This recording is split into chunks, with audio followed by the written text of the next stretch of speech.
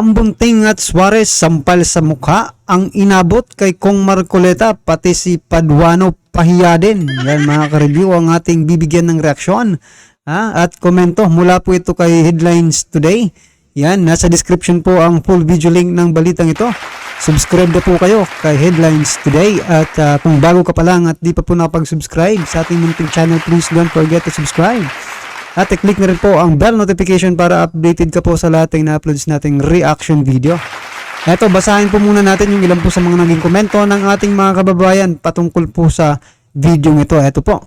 Sinadya nilang di ka isama sa komite. Nako, Kung Marcoleta, tama po kayo. Paano mag-i-invest? Mga dayuhan sa atin kung corruption here, corruption there. No? Indeed, corruption is real. Nako, in the Philippines. Mahal pa ang kuryente sa atin kesa dito sa US, no? Kahit gasolina, ganun din. Nako, tama po mga karibin natin. Paano po? Useless nga po eh. Useless po yung pag-ikot-ikot ng ating Pangulo, no? Kasi, paano nga ba mag-i-invest, no? Ang mga dayuhan, mga karibin natin, kung alam nilang kukurapin lang sila ng mga politiko. Tama ka talaga, Kong Marcoleta. Wish ko lang sana maging senador ka sa 2025 dahil ikaw lang ang totoong may malasakit sa ating bayan.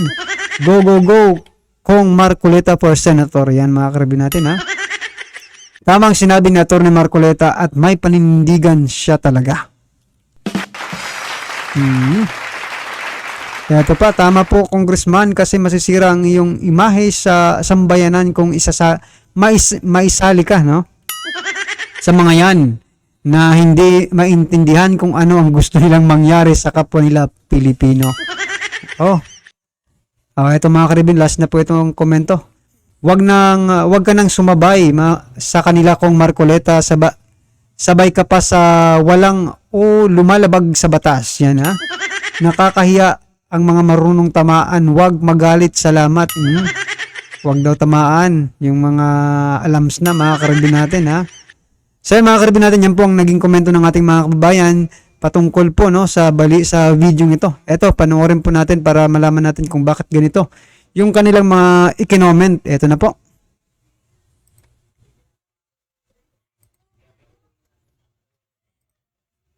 Ikaw ba nakita mo akong sumama dun sa pagdinig ng SMNI? Hindi ko napansin kayo. Kitang-kita naman na wala ako. Hindi ba? Minsan hindi ako sumama sa pagdinig.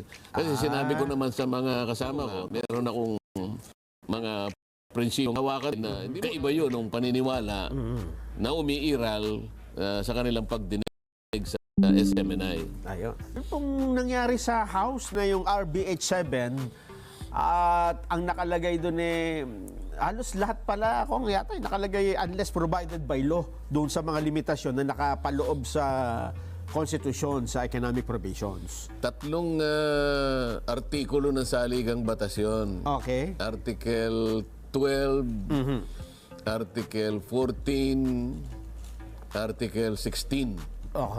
Yung sa Article 12, may isang provision dyan, pinag-uusapan yung tungkol sa mga franchise ng mga public utilities. Nilalayon na kasi sabi nila masyadong restrictive yung 40% foreign ownership. Kasi sa ating batas ngayon, kinakailangan mananatili yung 60% na Filipino ownership. So makatwid, ang naibibigay lamang sa dayuhan ay 40%. So sususugan yon at ilalagay unless provided by law. Meaning to say, kung halimbawa yung mga susunod na kongreso ay maisip nila na hindi itaas natin yung porsyento ng pagmemay-ari para maengganyo natin ang mga banyagang nangangapital, Kunyari sa ganitong public utility, itaas natin, gawin natin 80%. So, maaaring ma-encourage natin sila, Doon sa Article 14, kung hindi ako nagkakamali, ay doon sa eskwela, yung mga educational institutions. Tama.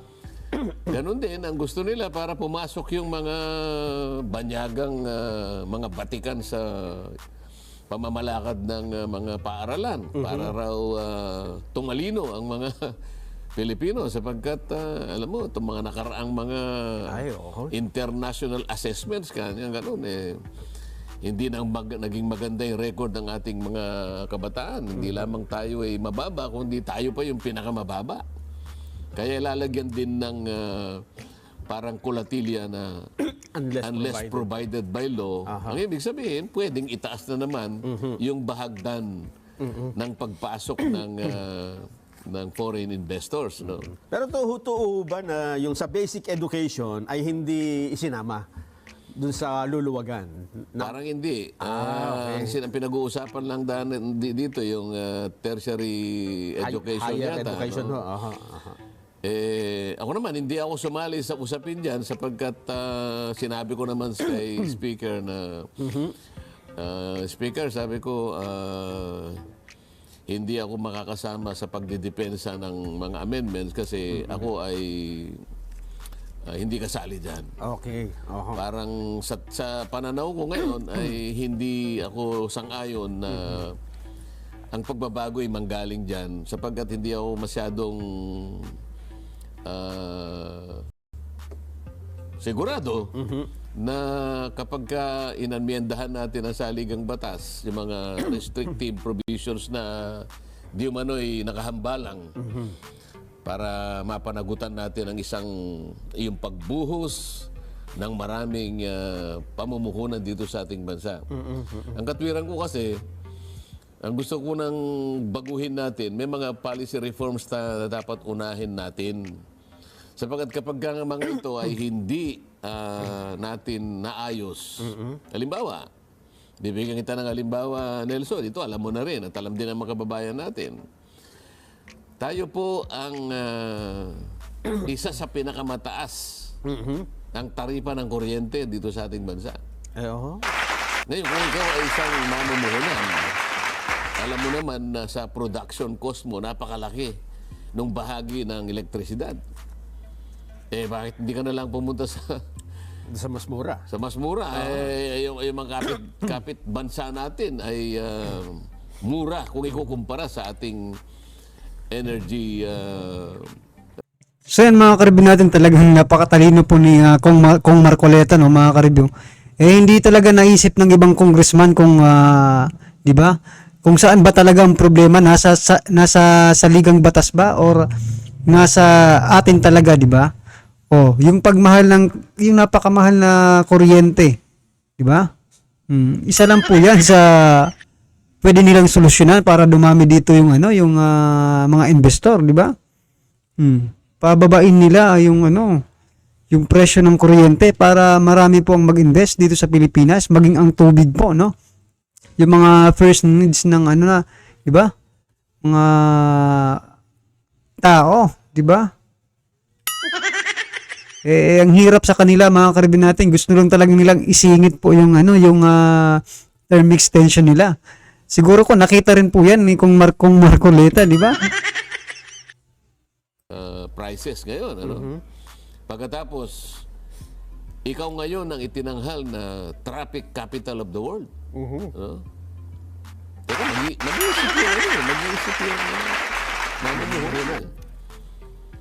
Bakit kaya Yan mga karibid, dalawa na po traffic at saka kuryente. Yan po dapat ang ayusin para magkaroon ng mga foreign investor na pumasok sa atin. Hindi po yung travel.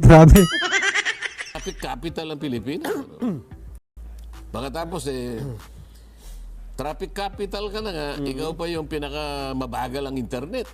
Oo nga. No? Kung ikaw ay isang negosyante. So yan mga karibid natin, tatlo na. Kuryente, traffic at saka internet. Nako, tamang-tama po yan mga karibid natin kasi napakabagal po talaga ng internet natin dito sa Pilipinas. Kung ikaw ba naman kung ikaw yung mag-i-invest dito, nasanay ka sa inyo na napakabilis, no? Ng internet ninyo sa bansa ninyo, tapos pag pumunta kayo sa Pilipinas, dismayado ka. Mag-i-invest ka pa ba? Siyempre hindi na. Kasi parang ang internet ngayon, mga karibin natin, parang ano yan eh. Parang traffic din, di ba? The more na loading, mga karibin natin, di ba? Yung mga negosyo ay pending rin, di ba? Traffic at saka internet, parang nagkakaparehas lang talaga. At problema yan ng ating bansa. Hindi ba iniisip mo, sino ba yung nagpuntang, si Jack Ma yata nagpunta rito eh. Tinanong siya, sabi niya, what can you say about the internet in the Philippines? Ang sagot niya, no good. No good. Pagkatapos, eto nga, Totoo naman. yung ease of doing business.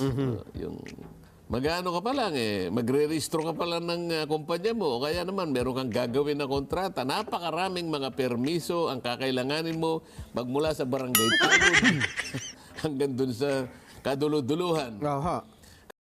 Yung sa mga barangay nga lang, di ba? Yung mga sari-sari store sa barangay, mga karibin natin. Nako, ilang araw yan pumipila. Makakuha lang po ng yung permit, di ba? Mayor's permit. Mayor's permit pa lang yan, mga karibin na. Napakatagal na. So ano ba? Hindi ba dapat yan po ang inaasikaso? No? Para marami pong mag-invest sa atin. Katapos-tapos. Naloko na. Ikaw ay siguro tatlong buwan siguro yung pinakamababa. 3 taon naman ang pinakamahaba. Kung ikukumpara mo sa karatig bansa mo, 3 oras naman tapos na. Mabilis. Lahat ng ito, kapag hindi natin naisalang-alang o bahagi ng ating bürokrasya na dysfunctional, iniisip ko na hindi mo rin may encourage Yung inefficient bureaucracy, yung dysfunctional bureaucracy, kakambal yan ng corruption Kaya mataas din yung corruption index mo So kapag ka ganito yung nakikita nila na kondisyon na umiiral sa atin, teka mo na, mas maganda yata sa bansang ganito. Punta na kaya ako sa Cambodia, punta ako sa Vietnam, sa Thailand, sa Indonesia, sa Singapore. Ibig sabihin, hindi tayo maaring maka-encourage kahit na baguhin pa natin yung mga yon. Pangalawa, ang nakikita ko, marami tayong ginawang batas naman na pwede nating mapagbasihan kung ang pag-uusapan ay yung pagbuhos ng foreign direct investments. Meron kaming ginawang mga major economic measures. Nelson, kukwento ko lang yung mga ilan. Sige po. Meron tayong ginawang So yan, mga karibin natin, klarong-klaro po hindi po, wala po sa batas yung progress ba ng or pagpapapasok ng mga investor, no? Yun po yung problema, mga karibin natin, yung internal problems po natin, no? O yung kuryente, internet, traffic, at saka kung ano-ano pang hindi nasusolusyonan. Diba? Nandyan pa rin po hanggang ngayon. Pero ang ating presidente po is patuloy pong iikot sa buong mundo. Diba? Para di umano makakuha ng maraming pledges. Diba? Yan. Pledges, mga karibin natin. So, imbis po na asikasuhin po ng Kongreso itong mga problema na sinasabi ni Kong Marcoleta, hindi po Iba po yung focus nila. Nasa PI po. No? At saka yung Senado naman, hindi rin nakafocus. Saan sila nakafocus? Kay Pastor Apollo Quiboloy. Diba? Paano nga ba mag-invest dito yung mga hinayutak na yan? Kung ganito, diba? Corruption, diba? Nako, talaga naman mga karibin natin. Anyway, lahat naman po tayo may kanya-kanyang opinion at reaksyon. Comment na lang po sa baba para tisalan po ng ating mga kababayan ang inyo pong nararamdaman patungkol po sa balitang ito, right? Kung bago ka pa lang at di pa po nakapag-subscribe sa ating munting channel, please don't forget to subscribe at i-click na rin po ang bell notification para updated ka po sa lahat ng ina-uploads nating reaction video. Yan, maraming salamat po.